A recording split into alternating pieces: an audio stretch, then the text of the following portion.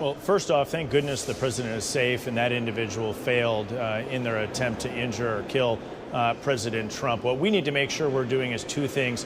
One, that we have the correct culture and management at the Secret Service. We have a new leader of the Secret Service, but we need to make sure that that institution is operating effectively to secure not only the president, but not only President Biden, Vice President Harris, but also President Trump and J.D. Vance in the home stretch of this campaign.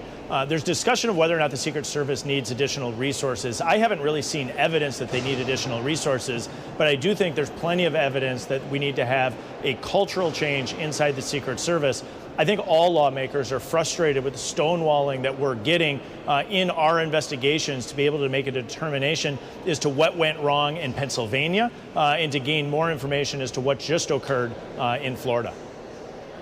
Congressman, it's good to have you back. Can you speak a bit more to that, the stonewalling? You've got an agency now with an acting director. He held a news conference yesterday and talked about the level of funding that he would like to see increased. What do you need from him?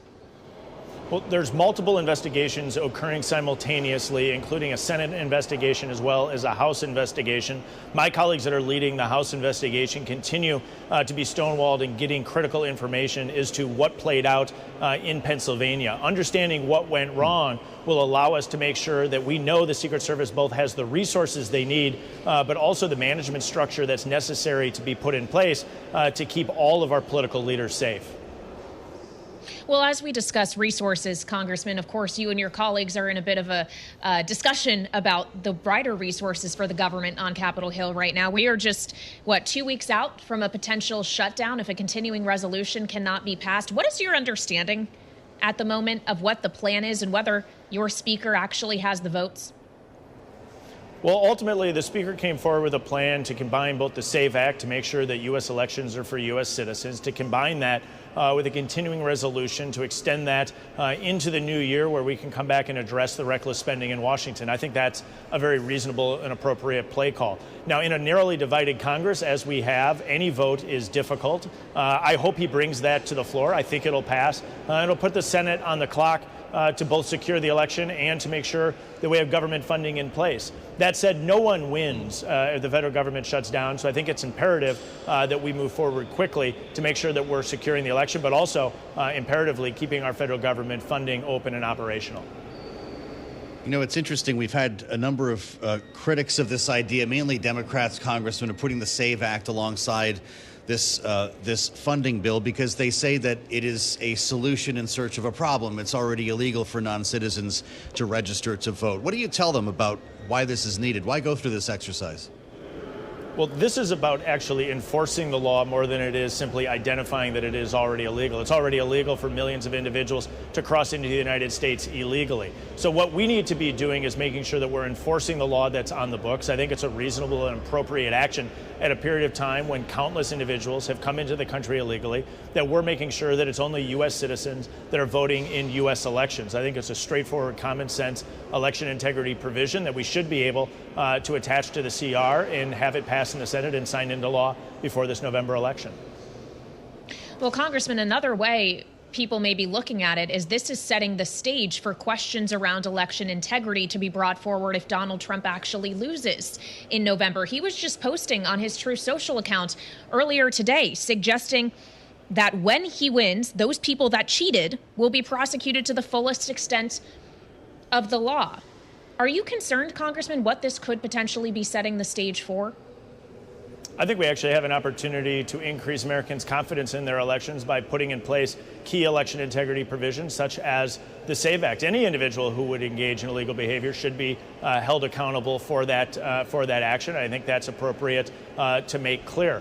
That said, I think it's reasonable that we should have common sense election integrity provisions to increase Americans' confidence in their elections. And so those on the left that push back against common sense reforms such as photo ID or the SAVE Act should be asking themselves, why wouldn't they put in place common sense reforms that actually increase Americans' confidence in our elections? Because what the data tells us is as we improve Americans' confidence in their elections, more people participate, and more people participating legally in our democracy is a good thing. We've been dealing with a lot of noise in this campaign, Congressman. You don't need me to tell you the rhetoric has been hot and voters' attention being pulled in a lot of different directions right now. J.D. Vance is in Eau Claire, Wisconsin today. He's going to be talking a little bit later on this afternoon to voters. When you clear through the noise, what is the issue that's going to help Wisconsin break for one campaign or the other when voters hit the polls in 7 weeks? In my home state of Wisconsin is the center of the storm. It's good to have that attention on the state. But what I think we should be focusing in on are the biggest policy debates that this country needs to have. Primarily, how do we bring costs down so families can afford the things that they need? And how do we secure the U.S.-Mexico border? Because the broken border is having real and serious consequences in my home state of Wisconsin and in states across the country. The more we're having a robust conversation on the policy issues in front of us, the better we are as a country. As we allow the dialogue to turn into other things, it's far less productive for our democracy. Congressman, as you're there in the Capitol, of course, you are looking at getting a floor vote today on a bill you've brought forward, Protecting Americans' Retirement Savings from Politics Act. You want to rein in with this bill, sir, proxy advisors. Why? I'm very concerned about the significant role that proxy advisors have. The United States has a clear duopoly where about 97% of all proxy advisor services are provided by two firms. They're not properly regulated by the Securities and Exchange Commission. We saw Chairman Gensler gut and remove Chairman Clayton's bill on this. I have brought forward legislation that says we should not only regulate them, we should make sure that Americans understand if these institutions have conflicts of interest. I've been concerned that these institutions, working with liberal groups, have worked to weaponize Americans' retirement accounts. This is an opportunity to stand up for good governance, to stand up for proper regulation of outside entities, and at the end of the day, to make sure we're protecting American retirement accounts that have shares being voted on by institutional investors. Well, that's important to our audience here at Bloomberg, Congressman. Do you have co-signers? What kind of support do you have for this bill? We have broad support. We passed it through committee with full Republican support. I think we have an opportunity as we bring it to the House floor this week to pick up Democratic votes. There's no reason that ISS and Glass Lewis, which have such a significant impact on the voting of shares across the board for American publicly traded companies, shouldn't be properly regulated by the Securities and Exchange Commission. And in particular, both of these institutions should have to disclose if they have a conflict of interest. That is one of my biggest concerns with both of these institutions, who are advising countless institutional investors on how to vote. They're not currently disclosing their conflicts of interest. The Securities and Exchange Commission should require that, and my bill does that. Just quickly, Congressman, on conflicts of interest, Donald Trump last night was out endorsing the project of members of his family, World Liberty Financial, getting into the crypto business more materially. Do you worry about conflicts of interest there if he actually becomes president?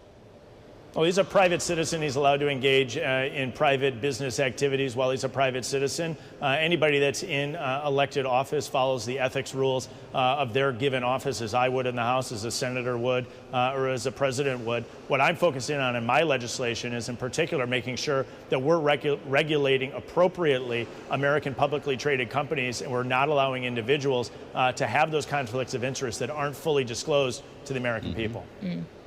Congressman, it's good to have you back. I'm completely out of time. 25 or 50 tomorrow by the Fed.